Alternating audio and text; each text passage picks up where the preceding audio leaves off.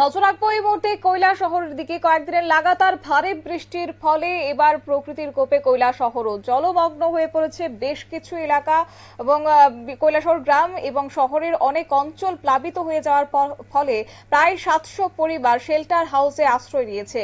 মনু নদীর জলস্তর গতকাল রাত থেকে বৃদ্ধি পেলেও রবিবার দুপুর পর্যন্ত নদীর জলস্তর আর বৃদ্ধি পায়নি বলে জানান কৈলাসহরের মহকুমা শাসক প্রদীপ সরকার।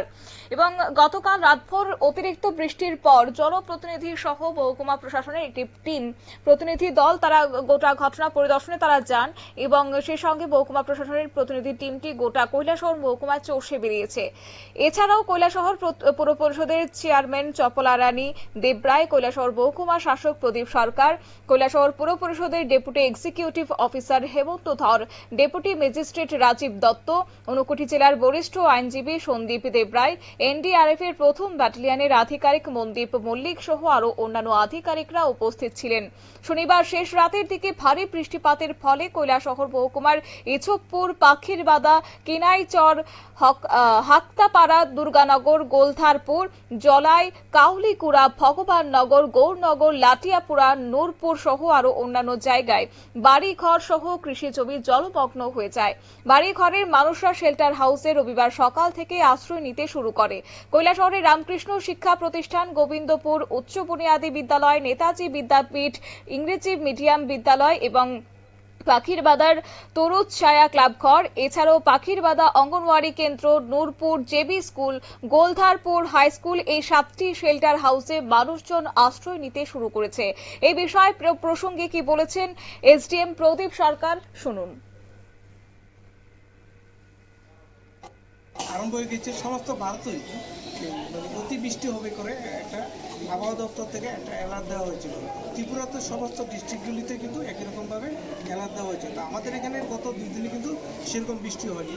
গতকালকে রাত্রে বৃষ্টিটা আরম্ভ হয়েছে এবং আজকে যে আমরা শহরের মধ্যে যে বৃষ্টির জল দেখছি, এটা কিন্তু মূলত শহরে যে বৃষ্টি হচ্ছে সেই বৃষ্টির জল না, সেটা লক্ষ্মীছড়া যে আমাদের ছড়া আছে, রিভুলেট আছে, সেই ছড়ার জল কিছু আমাদের এখানে যে স্লুইস গেটগুলি আছে সেগুলির মধ্যে দিয়ে ঢুকে গিয়েছে।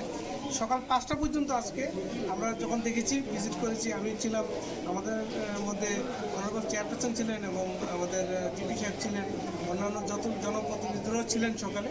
তা আমরা যেটা দেখেছি যে সকাল পর্যন্ত কিন্তু শহরেতে কোনো ড্রেনেতে বা কোথাও জল ছিল না। এই যে জলটা এসেছে সেটা লক্ষ্মীছড়ার যে স্লুইস গেটগুলি মানে অকেজ হয়ে গিয়েছে সেটার জন্য। তো এখন আমাদের honourable DM sir, ADM sir water resource ডিপার্টমেন্টকে ইনস্ট্রাকশন দিয়েছেন এবং ওনারা যুদ্ধকালীন তৎপরতা এগুলো ঠিক করে দিয়েছেন এবং আশা করি আগামী 3-4 ঘন্টার মধ্যে যে স্ট্যাগনেন্ট ওয়াটারটা যেটা আছে শহরে সেটা পাস হয়ে যাবে। আর আমরা মূলত যে আমাদের কৈলাসহর সাব ডিভিশনে 36টা শেল্টার হাউস আছে, নোটিফাইড শেল্টার হাউস, সেই প্রত্যেকটা শেল্টার হাউসের ইনচার্জ এবং হেডমাস্টার যারা আছেন ওনাদেরকে আমরা বলে দিয়েছি প্রশাসনের পক্ষ থেকে এবং ডিস্ট্রিক্ট এডুকেশন অফিসারও বলেছেন যে ওনারা যাতে সকালেই নিজ নিজ স্কুলে চলে যান। এবং আমাদের 36টা যে শেল্টার হাউস আছে এর মধ্যে 7টা শেল্টার হাউসের মধ্যে এখন পর্যন্ত শরণার্থী আশ্রয় নিয়েছেন যারা ফ্লাড দ্বারা এফেক্টেড হয়েছেন। আজকে সকলেই জানেন আজকে এটা মানে সরকারি বন্ধের দিন। এর ফলে আমাদের অফিসের সমস্ত স্টাফ, সিনিয়র অফিসিয়ালস যারা এসেছেন এবং অন্যান্য যারা আমাদের সাথে জড়িত সিভিল ডিফেন্স ভলান্টিয়ার, আপদা মিত্র, এনডিআরএফ এবং জনপ্রতিনিধি যারা আছেন তাদেরকে কিন্তু আমরা সবাইকে একসাথে এনেছি এবং আমরা কোঅর্ডিনেটেড ম্যানারেতে কাজ করছি। পিডব্লিউডি যে রাস্তাগুলিতে ব্লকেজ হয়েছে সেগুলি তারা করছে, ওয়াটার রিসোর্সের পক্ষ থেকে যেখানে সমস্যা হচ্ছে করছে এবং প্রশাসনের পক্ষ থেকে আমরা মানে তৎপর থাকবো এবং 24/7 আমাদের যে এখানে যে অফিস এটাতে কিন্তু ফ্লাড ম্যানেজমেন্টের জন্য কাজ করবে।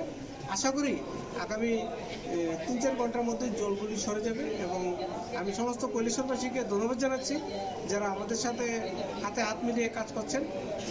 যে কোনো কৈলাসহর যে 7টা শেল্টার হাউস রয়েছে কত পরিবার আশ্রয় নিয়েছে? এটা আমাদের তো অ্যাকচুয়ালি এখন পর্যন্ত আমরা হিসাবটা মানে যে প্রিলিমিনারি যে হিসাব সেটা প্রায় 700-র মতো আমাদের মানে ফ্যামিলি হবে। হ্যাঁ, এখন কিন্তু বিকাল হলে দেখা যাবে আরো বেশি বাড়বে, কারণ অনেক লোকই আছে যে তারা বাড়িতে থাকতে পারছেন না তবুও থাকছেন, কারণ কেউই নিজের বাড়ি ছেড়ে আসতে চান না। তো বিকালে যখন মানে একটু সমস্যা হবে, বা দুপুরে যখন একটু সমস্যা হবে, দেখা যাবে কি ওনারা উনুন জ্বালাতে পারছেন না, তখন আমাদের এখানে আসবে। বর্তমানে মনু নদীর জলের অবস্থা কেমন? বর্তমানে এটা স্টেবলই আছে, আশা করি বেশি একটা সমস্যা হবে না। আপনারা শুনলেন এসডিএম প্রদীপ সরকারের বক্তব্য। অবশ্য কৈলাসহর মহকুমার চিত্র সম্পর্কে বলতে গিয়ে তিনি জানিয়েছেন যে কৈলাসহরের 7টি শেল্টার হাউসে বিকেল 5টা পর্যন্ত 700 পরিবার আশ্রয় নিয়েছে। তবে এই সংখ্যাটা সন্ধ্যার পর আরো বাড়তে পারে বলেও একটা আশঙ্কা তারা প্রকাশ করেছিলেন সেই সময়টাতে। শেল্টার হাউসে প্রত্যেকে প্রশাসনের পক্ষ থেকে সকাল থেকে দুপুর পর্যন্ত, এখন সন্ধ্যা পেরিয়ে রাত হতে চলেছে, সেই সময়টাতেও প্রশাসনের পক্ষ থেকে সতর্ক রয়েছে এবং সেখানে খাওয়ানোর ব্যবস্থা করা হয়েছে। সন্ধ্যায় টিফিন এবং রাতের দিকে ভাত খাওয়ানোর ব্যবস্থা হবে বলেও জানা গেছে। দুপুর থেকে বৃষ্টি বন্ধ হয়ে যাওয়ায় শহরে জমা জল কমতে শুরু করেছে এবং মনু নদীর জল দুপুর থেকে আর বাড়েনি বলে জানিয়েছেন তিনি। তবে 7টি শেল্টার হাউসে মানুষ আসলেও গোটা কৈলাসহর মহকুমায় মোট 36টি শেল্টার হাউস রেডি রাখা হয়েছে বলেও জানিয়েছেন মহকুমা শাসক প্রদীপ সরকার। নিয়ে নিচ্ছে ছোট্ট একটি বিজ্ঞাপন বিরতি, সঙ্গে থাকুন।